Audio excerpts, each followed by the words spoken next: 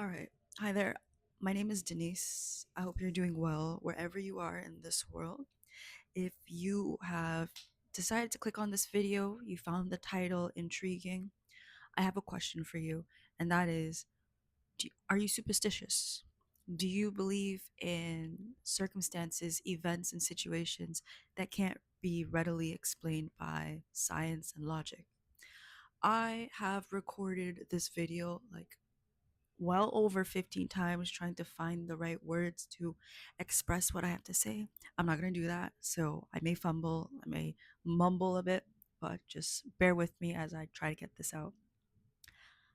The reason why I'm asking you if you believe in like magic and luck, the supernatural, the paranormal, things again that are almost illogical and don't make sense to, our everyday lives. It doesn't fit into the mundane. The title of this video was brought to me in a very mysterious way, and I felt the need, the urge to be able to share it with you and whoever ends up stumbling across this video. So I'm gonna do my best to explain this as fast as I can because I'm like you. I don't really want to sit down for a 20-minute video, but I'll do my best to keep it sweet and short. So last year, I decided I want to get back into art. I picked up the hobby, and for a while, it was going really well. I was sketching, I was painting, I was drawing. I even ended up uploading videos a little bit, like quite consistently, to this YouTube channel. And it was going really well until I ended up stopping. And at first, I wasn't too surprised that I had stopped because in the past, if I picked up a hobby, an interest, an activity, even like a new show or something, I tended not to finish it through. I would just fall off. So like the same activation energy is like the same energy that would pretty much collapse it. But because I like art, I've loved art all my life. The only time I stopped was in high school. I wanted to be an art teacher, and both my parents were like, "No, you're gonna be a real boy with a real job."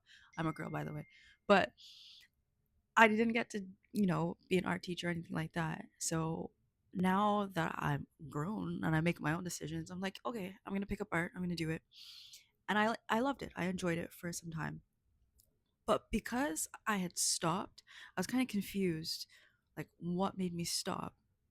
However, for whatever reason, I didn't pick it up. I wasn't really looking into it. It was kind of like, oh well, it is what it is. I end up filling my spare time, my free time, with just kind of scrolling on my phone. So I'm like on YouTube, I'm doing all sorts of things. But while that's happening, in the room that I was doing art, just behind me in one of the bookshelves, and before I get into that, I have two bookshelves in the space that I was doing art. One of them was the fun bookshelf, and the other was more of like it has like, not to say boring, but not for entertainment. So it had things like the thesaurus, dictionary, nonfiction, essays, like those things in there. And then the fun bookshelf, sorry, has like fantasy, romance, mystery, horror, all that good business is in the fun bookcase. I would come into the room that I used to do art, and I really want to, hone in on that. And I would like sit at my desk. Sometimes I would even avoid it just because I felt a little bit guilty that I couldn't pick back up any kind of craft. But just behind me, there's one book in the fun bookshelf that keeps catching my eye. It doesn't matter if I come in just to get like a piece of paper, pencil, if I'm just sitting on my phone wasting time, this one bright baby blue book is kind of calling me. So one day I decide I'm gonna pick it up. I open it up to a random page, and it has two stories on it. I ignore the one at the top because I recognize the one at the bottom though, and it's the Little Mermaid. So I go through it. And just I don't know if you can hear it, but my notifications on my phone and my computer are going off like crazy. That's important. I'm gonna get to that. I open it up. I read the Little Mermaid. But when I finish reading the story, I close the book. I'm like, okay, obviously this book wasn't calling to me. It wasn't. There's no allure. That was just all in my mind. That's what I was thinking at the time. That story, oh, it's also a Hans Christian Andersen book. This baby blue book that I picked up. Sorry, I'm kind of rambling on. He his original version of the Little Mermaid, it does not end like the Disney version. She does not get the prince. She does not live happily ever after. She in fact dies. Her little contract that she made with the witch or whatever falls through. She doesn't make it. Okay, I was like, yeah, no, not this book. I close it, never pick it up again, and I also still don't pick back up art. What I do instead is I'm like, you know what? I need to get my life together at this point. If I'm not I'm not doing any hobbies in my free time, I could do something a little bit more constructive. So I start, I'm back on YouTube. I'm watching podcasts. I'm listening to videos of professionals who have studied procrastination and how to focus better and all of this other stuff. As I'm doing all this, I'm still getting the sensation behind me that this book is calling to me. And that sounds so weird. And that's, again, this is connected to the, are you superstitious? Do you believe that like things that are unexplainable can actually happen? And even though they're unexplainable, they're happening, right? You're not just ignoring what's going on because it doesn't make sense. So I'm ignoring this book because I already opened it one time and I realized, okay, that I was being delulu. One day I'm on my phone and I'm pretty much just like scrolling for hours to the point that I get nauseous. I feel sick. And it's happened to me before. I used to game, and if I was on like my computer or my PS3 for too long, I end up feeling sick. So I put down my phone and I'm like, you know what? I'm gonna take a look at that book, because the feeling I was getting was like glaring, almost like I was getting a bombastic side eye from this book. I pick it up again and I open it randomly. And guess what page I land on? I land on the same page that I opened up previously with The Little Mermaid. I bypassed that one because I'm like, obviously that story's not for me. And I look at the one directly at the top. Now, remember I said I had started art and I stopped really quickly. It's like a syndrome, a start stop syndrome. That's important. Also, I mentioned that I don't know if you pick like the sound will pick it up, but I had so many notifications going on all of a sudden. They weren't before, but as soon as I start recording, I'm getting like a million notifications. Now, I read the title of the story at the top of the page and my body gets cold. I can feel the hair on my skin kind of standing up.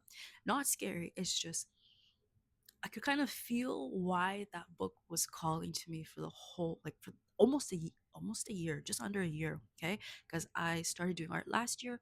I fell off I think around September, October in terms of consistency. When I finally opened this book, it's about I think mid-February of 2026. Right now we're in April. So I'm gonna read to you the story. Try my best not to stop the recording. I'm just gonna keep going. So this is the story. This fable is intended for you by Hans Christian Andersen. All right, here we go. Wise men of ancient times ingeniously discovered how to tell people the truth without being blunt to their faces. You see, they held a magic mirror before the people in which all sorts of animals and various wondrous things appeared, producing amusing as well as instructive pictures. They call these fables, and whatever wise or foolish deeds the animals performed, the people and listen, the notifications are still going on. I'm going to keep going. The people were to imagine themselves in their places and thereby think, this fable is intended for you. In this way, no one's feelings were hurt. Let us give you an example. There were two high mountains. At the top of each stood a castle. In the valley below ran a hungry dog, sniffing along the ground as if in search of mice or quail. Suddenly, a trumpet sounded from one of the castles to announce that mealtime was approaching. The dog immediately started running up the mountain, hoping to get its share. But when he was halfway up, the trumpeter ceased blowing, and a trumpet from the other castle commenced. Up here, thought the dog, They will have finished eating before I arrive. But over there, they're just getting ready to eat. So he ran down and up the other mountain, but now the first trumpet started again, while the second stopped. The dog ran down again and up again, and this he continued until both trumpets stopped blowing, and the meals were over in both castles. Now, guess what the wise men of ancient times would have said about this fable, and who the fool could be who runs himself ragged without gaining anything, either here or there. So, after finally reading that short story, my jaw was on the floor. It was on the floor, shaking, curling up in a ball. That's yeah. It may not be clear to you, just yet why I was so shocked that that book was calling to me for the longest while. It's not like it was recommended or anything like that. It was sitting in my shelf for so long. It's a book of fairy tales, and just randomly, at a random point in my life, started really trying to get my attention, and that's really the only way I could word it. I just want to like do a quick summary of that story. So you have this dog, right? He's hungry. He at first when we meet him, he's looking for quail and mice on his own, on his ones, okay? As he's looking for food, he hears a trumpet from a castle on the top of a mountain. He thinks if he gets to the top of the mountain, they're gonna have food for him. As he reaches up like halfway up the mountain, another castle nearby on another mountain starts blowing, right? And he's like, oh no, by the time I get up to the one he's already heading towards, you know, they'll finish eating. Might as well go to the other one. And he keeps doing this up, down, up, down, up, down business until both of them stop and there is no food in sight for him. Now, at first, I was like, oh my goodness, that poor dog. Then it hit me. I'm like, wait, that sounds familiar. And then it hit me again. Like, am I the dog?